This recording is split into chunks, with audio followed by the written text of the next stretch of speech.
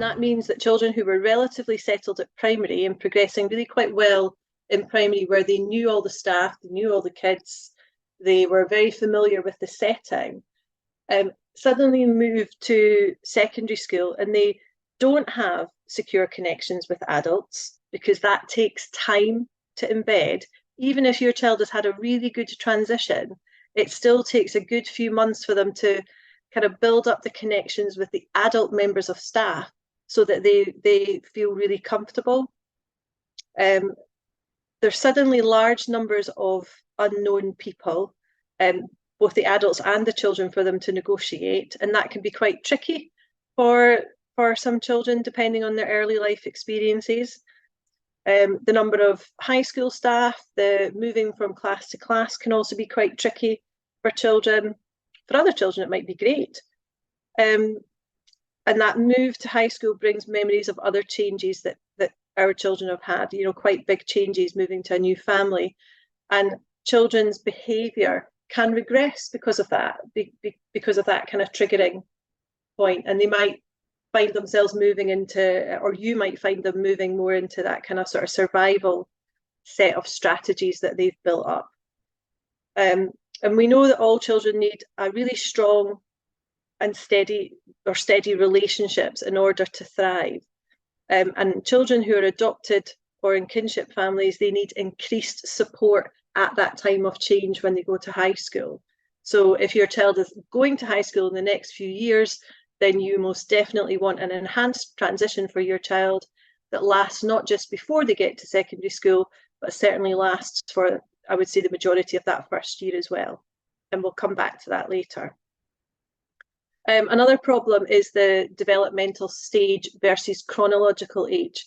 So by the time that children arrive at high school, there's this expectation that there's a degree of control over their behaviour, because after all, they've been in school for 7 years, they should know how to behave in that kind of environment. But that's a huge issue for children whose needs have not been fully diagnosed, or whose needs in terms of their social and emotional development are pretty complex. And it might be the case as well that trauma has masked any neurodevelopmental conditions, particularly when it comes to something like FASD. So if your child has got prenatal alcohol exposure as part of their early life experiences, but you've never, or they've never achieved an FASD diagnosis, it doesn't mean that some of those difficulties won't be part of their package. Or where anxiety is masked by aggression or rudeness, that, you know, again, some people might just see what's on the surface without thinking, well, what's the underlying anxiety here? What do we need to kind of pick apart and support? And again, I mentioned FASD, so where prenatal alcohol exposure is part of that early life experience, there can be a real difference between the physical age of the child, the expressive language or the receptive language, the living age. And again, I think that's something that quite a lot of adults really, it takes a while to get your head around. And I think in schools, we're still learning about FASD. I think a lot of parents have a lot more knowledge than professionals that they might come across. And again, another issue, we ask children to sit assessments alongside peers. And although we offer adjustments like scribes or readers, we still have to keep at the back of our mind the difference in developmental age as well, and the barrier that might cause in terms of neurodevelopmental processing. And some children who arrive at secondary school are still reliant on adults to support their regulation. They may look old and mature, but their behaviour and what they are capable of regulating by themselves, it maybe is still immature. But we know that there are reasons behind that, and that is not a choice. And again, that needs a wee bit of unpicking, I think, when it comes to discipline procedures at high school. The teenage brain is another kind of factor. They're notoriously tricky years for every child who's a teenager. Children are branching out, they're trying to be independent, their peers take on more significance than they've had before, and children are striving to carve out their own identity. But this takes on extra challenges for our children who are missing large pieces of their history, and maybe whose attachment to parents is not straightforward. You know, there is a birth set of parents there too that may well occupy space in their head at some point, particularly if there are triggers in the curriculum that come up, like, you know, you're studying genetics, or there's a novel topic, or you're learning, I think the one for my child was learning words for family in Spanish. That was a bit of a trigger for her. So there's all of these extra things that are going on. And then if we throw in difficulties with difficulties for children who are uncomfortable being their authentic self in a social situation, or who have friendship difficulties, or even unrealistic expectations of what a friendship might look like, then we've got, you know, quite a lot of things going on for children at secondary school. And then we also know that if parents and teachers work together and the children are well supported, they're going to thrive in school. But if children and families get the support they need at the right time, then they're going to go much stronger. But we also know there's a gap here, and that many families don't feel supported. So if secondary staff lack knowledge of things like FASD or trauma or ASD, and they're not open to learning from parents, then children's progress is going to suffer because of that. We really need all the adults working with children to be open to learning, to see things in a different way, or see things through a different lens. And it can be really difficult for us, I think, as parents, when we've spent a really long time getting to know what makes our child tick, what kind of things they've got in their early life experiences, how that plays into the strengths and difficulties that we see on an everyday occurrence. And also if we have gone out of our way to do professional learning in parenting, or in something like FASD, we need to be able to bring all the knowledge that we've got to a table, and we're looking for teachers to be open to learning from that. The good news is, in terms of that lack of knowledge, there is an awful lot of work going on in the teaching profession to share knowledge about trauma, to share knowledge about neurodiversity. It is a national priority. There is compulsory training that takes place, but it's a really big cultural shift in some respects that's going to take time to embed in practice. And then neurodiversity. So the school system has been in operation for a really long time, built with the masses in mind, and to a certain extent we're still working with that legacy. Neurotypical learners are the majority, so the curriculum and the assessment centres on that. But again, that's changing, and there's a report came out not very long ago that looks at how we can change the assessment system in the senior phase to make it more accessible to neurotypical learners or learners with ASD in their profile. And there's also young people that are coming through who are really passionate about change, autistic, care experienced, or LGBTQ young people who are speaking out and making the kind of school environment a better place for everybody. And I'm a really great advocate for early intervention and helping a child to understand their own identity and what makes them tick. And I don't think you need a CAMHS referral to do that. I don't think you need an official diagnosis to start thinking about how you process the world and what kind of things make you feel comfortable, what kind of things are triggering for you, and work out what kind of strategies really help you in the long run. So the more, or the earlier you have conversations like that, I think the more comfortable you can make your child with who they are. That's what we want. We want people to be really comfortable being their authentic self. And again, we want children to feel safe and cared for and have that sense of belonging, so that they're in the best possible place for learning. Because if they don't have those things and they feel under threat, they're going to mask their behaviour by acting out or complying. And when it comes to literacy and maths difficulties, if the behaviour is kind of the thing that people notice most and becomes the focus of attention, then we might not be digging deep enough to see what the root difficulties are with literacy and maths. So if your child is struggling to cope with the cognitive demands of learning in school, that's your child, then the first point of call would be to ask the support for learning teacher to take a closer look at what's going on. And schools generally undertake assessments every year in things like kind of spelling or reading, and they base their support interventions on the results of that.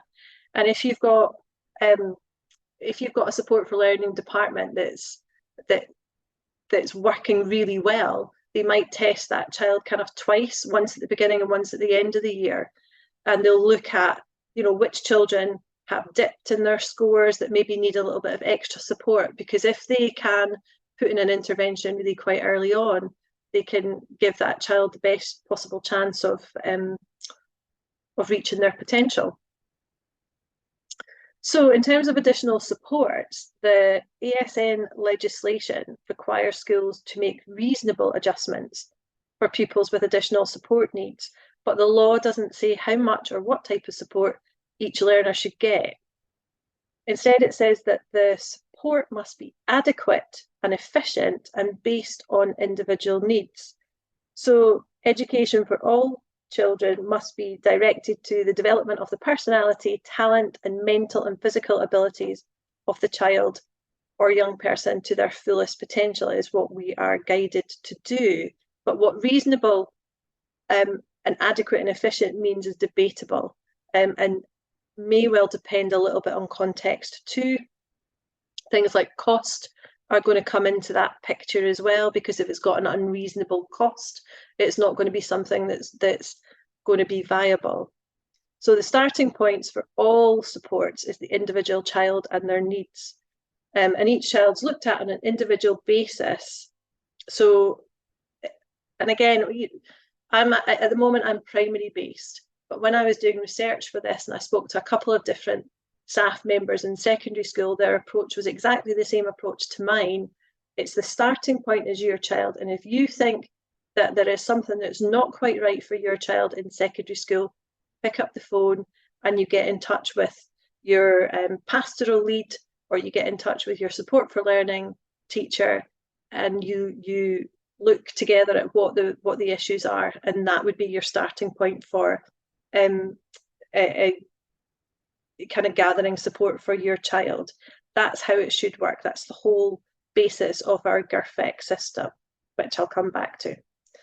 In terms of learning and teaching, the adjustments that you might see or you might expect to ask for in a secondary school might be things like the teacher using a particular approach.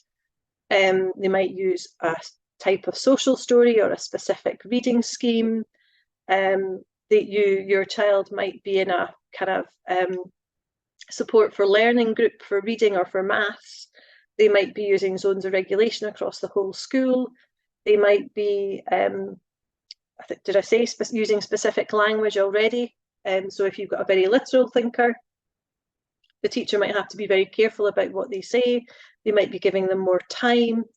They might be doing things like, and I think this is really quite powerful for a lot of our children, providing support at break times, creating clubs that they can go to, making sure that they've got a safe space or a safe adult, bringing in mentors to the school or counsellors into the school.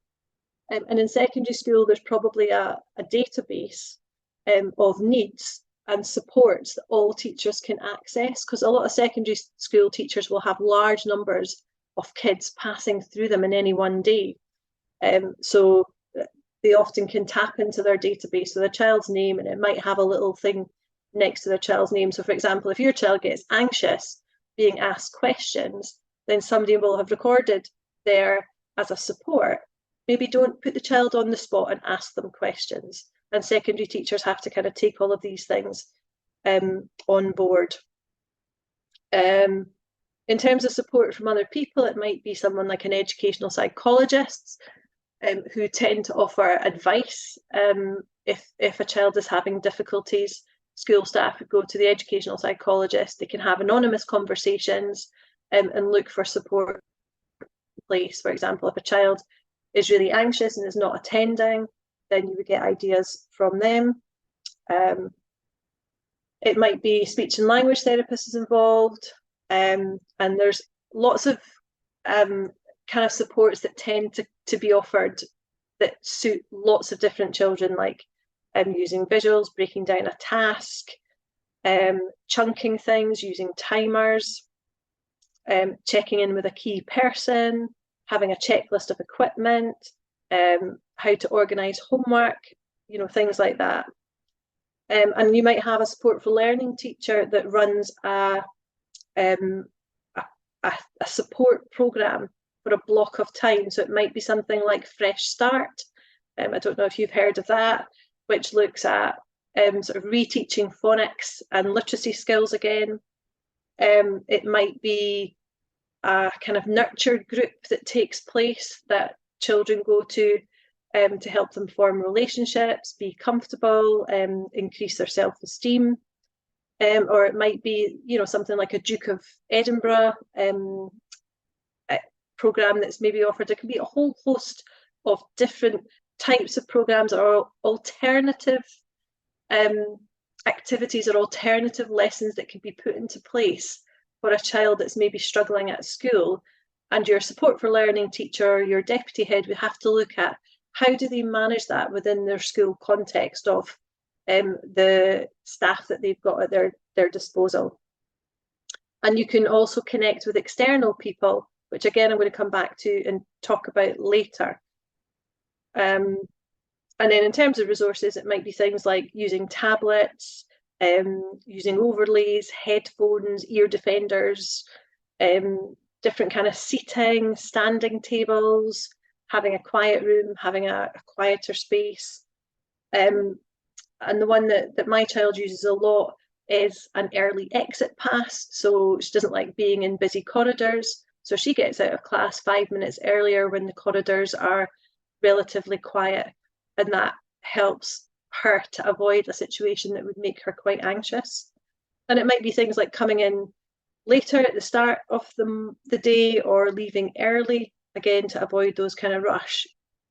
And a lot of these things you would discuss with the teachers at a meeting, at a GIRFIC meeting that you would have, looking at anything and everything that you think would support your child with any particular concerns that they have. But the key thing to remember is that every child is different and needs a different approach. So somebody might be quite happy working one-to-one with an adult for a little while, and somebody else would absolutely hate that. So schools have got to try to work out what's the right approach for the child that they have in front of them, and how do they manage that with their staff that they've got at their disposal. And again, I said earlier that reasonable, efficient and adequate will vary depending on your context. So things like staff absence is going to be something that's difficult for schools to manage. If your school is flooded, or the actual kind of layout of the building is not particularly spacious, or if it's quite cramped, those are things that are going to be factors for what kind of supports your school can put into place. In terms of initiating support, first thing to do, pick up the phone and talk to somebody in school, a guidance teacher, pastoral lead, deputy head, support for learning teacher. If the problem is to do with kind of learning, the support for learning teacher would be a really good person to pull in, because they can take a closer look at the learning and what's going on, and they can suggest a way forward. And the guidance teacher might suggest a GIRFIC meeting, so that's getting it right for every child, where you would look at the strengths, any concerns you had, you would look at the strategies that are in place, and then you would make a list of the actions that you wanted to see going forward from that meeting that would support the health and well-being of your child. And on the screen just now, you've got a little bit of GIRFEC and the Shinari indicators. So in terms of that GIRFEC meeting in school, school staff and you will be looking at what kind of things do you need to do to make your child feel safe. So they'll kind of look at these and think, well, what are the ones that are causing concern? So if it was that your child didn't feel safe in school, then you would be looking at that as a kind of cause for concern and then looking to see what you could do about it. So that's the kind of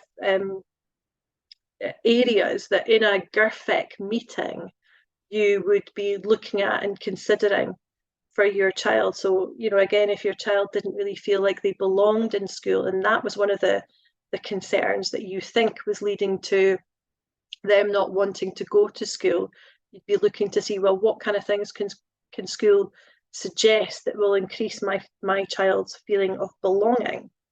The circle document is the document that school staff, in terms of accessing support,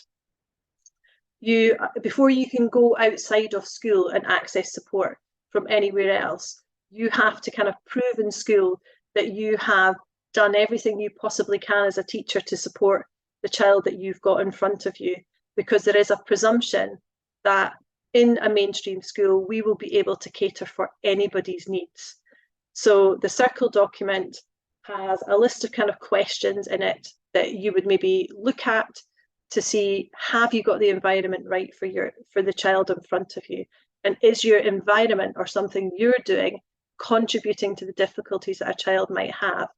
And then it gives you a list of suggestions of things that you can try to support a child with a difficulty that they have.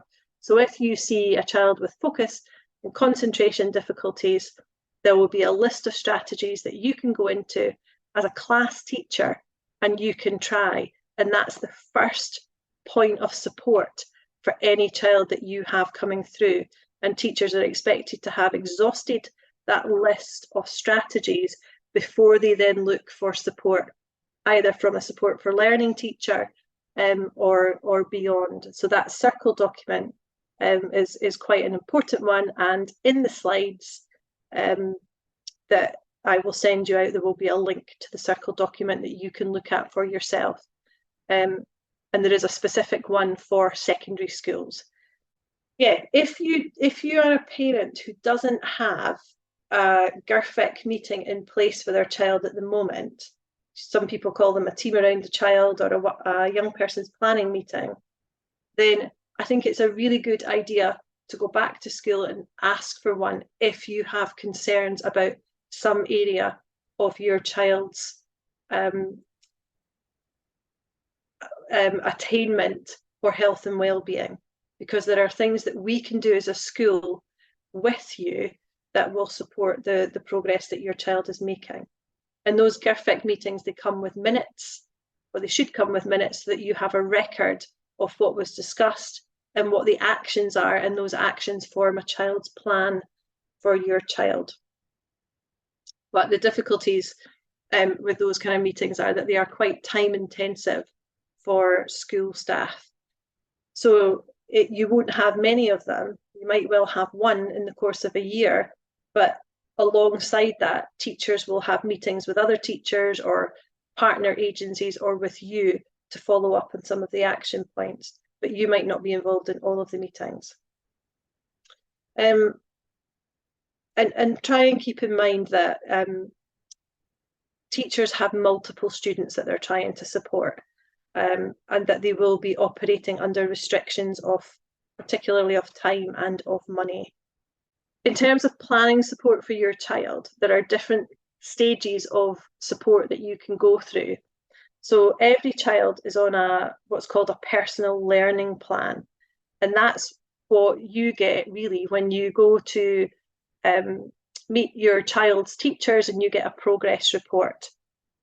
Part of that progress report is you talking about the progress that your child is making through Curriculum for Excellence, what your child is learning, what evidence the teachers have got of their achievements, and what the plan is for their next steps. That's all part of the personal learning planning.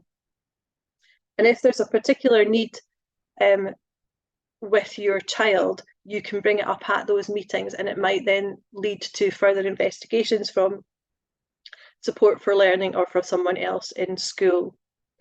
But all local authorities use a process called staged intervention to help identify the level of support that a child needs to meet their learning.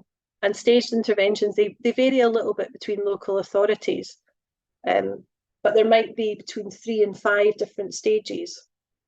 And a child's progress is reviewed regularly as they move between those stages. So stage 1 is that first kind of level where you get support from the class teacher using that circle document I talked about.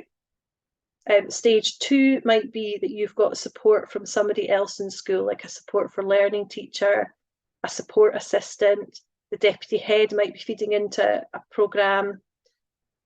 Stage 3 might be that although the school have put all these supports in place, your child still has additional needs that are not being met. So the school might have involved somebody from outside of school, like the educational psychologist, or an additional support for learning service out with school to try to meet the needs of your child. And then stage 4, if that's not working, then you might be looking at an alternative provision of some kind. So your child might go to a different building for some of the week, or a different kind of program, maybe like, I don't know, gardening or baking or hairdressing or something like that. And then stage 5, you're kind of gone up all of those things and your child's needs are still too complex and are not being met. And you might be looking at an enhanced support base or a special school. But at each of those different stages, you and school need to compile evidence to show whether or not your child's needs are being met, and what the outstanding need might be, because everything that is planned in school in terms of support is based on evidence, if you like. The child's plan I've talked a little bit about, and there will be a link that you'll get out. You can have a look at the GIRFEC things if you need to. For children with complex needs, your GIRFEC meeting might be a multi-agency meeting where you've got people from CAMHS or you've got people from speech and language at that meeting too, and they all feed into the education plan for your child. Some schools like mine have something called an additional support plan, and that's the document that I would use to record the adjustments, the supports and the interventions that are needed to help children progress in school. But they don't need, these children might not need an individual education plan, but I've got a record of all the little things that we have to do in order for that child to feel comfortable, or for their environment to be adapted, for them to be safe enough to be able to learn. And again, the adjustments might be something to do with how the teacher has to use language, or how the teacher has to set something up for the child to be able to do the learning that everybody else in class is doing. So it's not that they can't access the learning, they can. An IEP, and Alice, you can jump in if you have a different point of view. An individualised education programme is a written document that outlines the steps that you need to take to help a child or young person with additional support needs to achieve specific outcomes.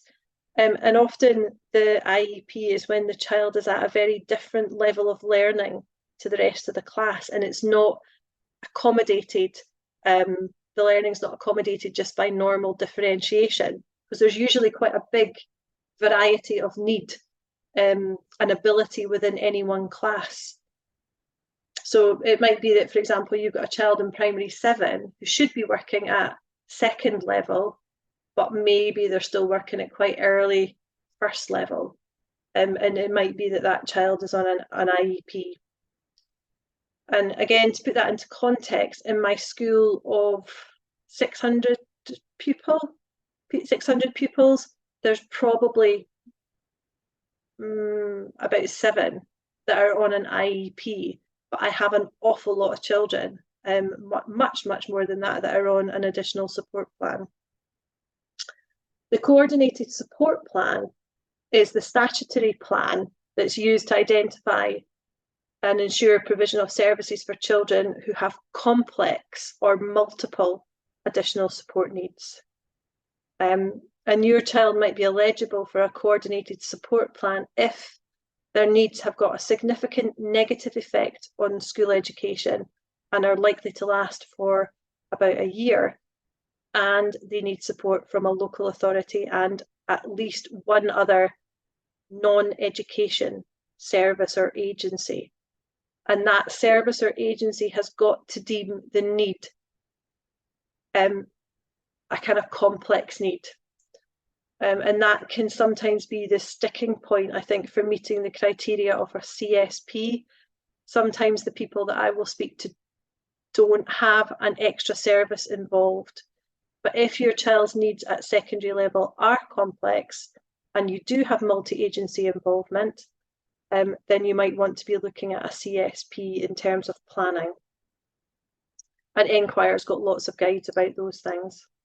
But I really love this message that learning is for life, and it looks different for everybody. So some children have been through an awful lot in their lives, and they've got really busy brains and really busy nervous systems. So they're progressing through learning and they're being judged alongside peers who've not got any barriers to learning and whose life experiences have been uneventful. So maybe some children need flexibility in timescales and approaches, and you can still have really high expectations for a child, and you can still have a positive destination in mind, but maybe they need a little bit more time to get there. But then that is why we've got support up to the age of 26, and there is no wrong path when it comes to learning. This came about from another adoptive course that we ran, where we looked at what do adopters want people to know. You know, a lot of schools and local authorities have virtual teams that look after or advocate for care experienced kids in their local authority. This is what adoptive parents told me that they still felt, or kind of they still thought that there were issues there. So it's for school staff. There's a little blurb at the beginning about what care experience is. Excuse me, a link to our Let's Learn Together document, which I think is based at primary school, but it's got a lot of the difficulties that somebody with a disrupted early life experience might have in school environment. So it's a really useful document. And then parents will often talk to me about difficulties that their child had. So these are things that I think teachers need to do. So if your child's got difficulty in a school or difficulty with a particular subject or teacher, has that teacher read your child's file? Do they know what kind of things are in your child's early life experiences so that they can avoid triggers within the school environment? So they need to know a little bit about the background in order to be able to support and avoid extra stresses for them. And again, links to the planning document. And there's a link to the circle document that I told you about. And I think I heard somebody say there that school didn't take on the OT recommendations. That for me, you know, that's a really big one. Any recommendations that come in should be acted on. Transition supports, you know, some things here are really small things, like, you know, make sure your child's got an exit strategy. If things are getting overwhelmed, make sure they've got a safe place to go to. You give the child a job to do during transition times, like, you know, hold open a door or take things from one place to another. Could they be a club leader at break time to give them a position of responsibility? Sorry, some of these are maybe a bit younger. make sure they've got they've gone to visit a new teacher, a new classroom, they've built some kind of relationship with them. And again, feeling safe is a really big one that comes through for parents. So that change from primary to secondary school, probably the biggest thing that comes through for me as a parent is that our children need to feel safe, and they need to do that through the adult relationship first. It shouldn't be about the relationships that they have with their kids, with their peers. They need to have an adult at secondary school that they get to know, that they trust first. That they have to have that. And I think if they don't have that, they're not going to have that feeling of safety. And then you can kind of start looking at, all the other things, like where do they sit in a classroom?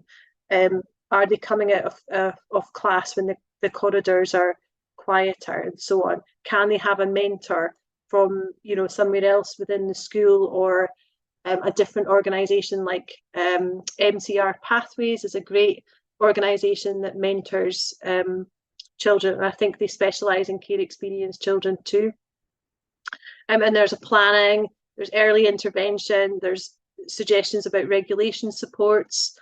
There's a section about places that you can go to get supports, or school can. Like, for example, the various different bits of our organisation, the virtual school head teacher teams, so various different suggestions. There are links to, these are really good little videos, for helping staff and helping kids to understand how their brain works. And those things might be useful. In terms of how support works in secondary school, the number one rule to follow is the GIRFEC process. Get the child planning meeting in place and support your child to articulate how they feel and what they need. The young person's views are central. The second part is trickier to get right, because often the needs of our children don't fit neatly into boxes or systems. We know that all children need a stable environment and strong support and a steady, caring relationship in school. When we don't provide that, and sometimes even when we do, we can trigger trauma responses. And trauma responses don't fit within social norms. We need to apply creative thinking and flexibility to our solutions. The more knowledge of trauma and brain development we have, the more likely we are to make connections between our solutions and science, connections between their responses and science. By the time we get to high school, we need to look at neurodevelopmental causes also, and not just assume that the issues that we see relate to trauma. We need to look beyond that. We know that school staff are given the message, relationships matter. So we do need to stay people-focused in our supports, but we also need to consider the neurotype, particularly when it comes to prenatal alcohol exposure and the impact of this on the child's ability to function. We really do need to take that into consideration when we talk about care experienced children or adopted children. Every child deserves to flourish in school. If we get the support right, then children will do well, and they'll have better mental health, and they'll have opportunities to thrive. If we're following the GIRFEC process, which is what local authorities should do, then we are also following the staged intervention process. And this lets us build our evidence of our children's needs and evidence of where support is or isn't working. And we can keep moving through that process to get the support right. If at any point we think school is failing in their duty to provide adequate support, there's a process that we can follow for that too. There are some issues that maybe take on greater significance at secondary level, and I'd reiterate the message that support is based on individual need. Although local authorities offer support, for example, in the case of absence, it might be that it's only 1 or 2 hours a week of sessions with a support assistant. It doesn't replicate that full week of learning. Local authorities can refer to ESCOIL, is how I'm going to pronounce it, which is an online school with real life people teaching, but it isn't for everyone, because you still have to have that ability to get yourself in front of a screen and be motivated to learn. Young Minds is an excellent website for young people with advice in terms of managing things like anxiety. There are mentoring options out there, and engaging with support agencies outside of school can really help. I think probably what's really important is that that basically everybody is working as a team. So you as a family, you as a school have joined forces. You might bring in somebody like Adoption UK to support. You might bring in an advocacy worker to support. You might bring in a specialist service to support. But all of us together are looking at what the child needs. We need to be working as a team. And it might be that something like PATH, which is our psychological and therapy hub, may be able to provide support to your family. One of the other things that crops up often in secondary school is birth family contact. And again, I would reiterate that we contact post-adoption support to look at what they can offer us at that point. In terms of school, you might be asking school to pay more attention to something like their management of ICT and social media. But the reality is that all of those things will be tricky, I think, to navigate and to monitor. But you do need to look at the support that you can bring together from your support networks, and that would include us and our peer support network at that point. If your child needs more or different support than the school can provide, then your local authority is responsible for making sure that they get the help that they need.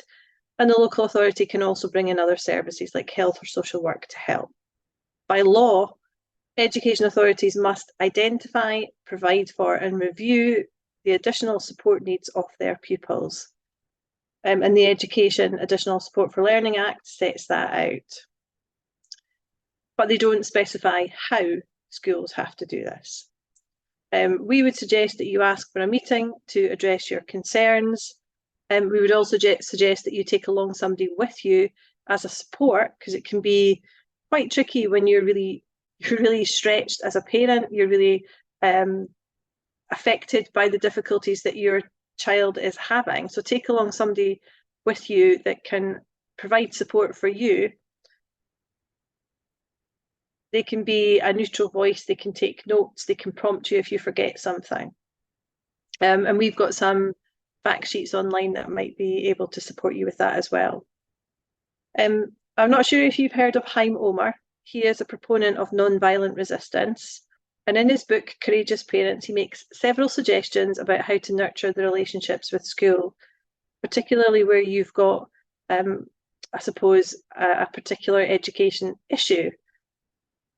I'm going to share with you a couple of his suggestions. One is that you have an honest and respectful appeal for cooperation, that when you bring up an issue for your child, then you are, I suppose, careful about how you phrase it, so that there isn't that implication that because there's a problem, somebody is to blame, and that person to blame is the teacher. Instead, what he suggests is emphasising the common interest, that if we act together, or I know that you're trying to help my child, that's not particularly easy. And phrasing it in that way might bring everybody together.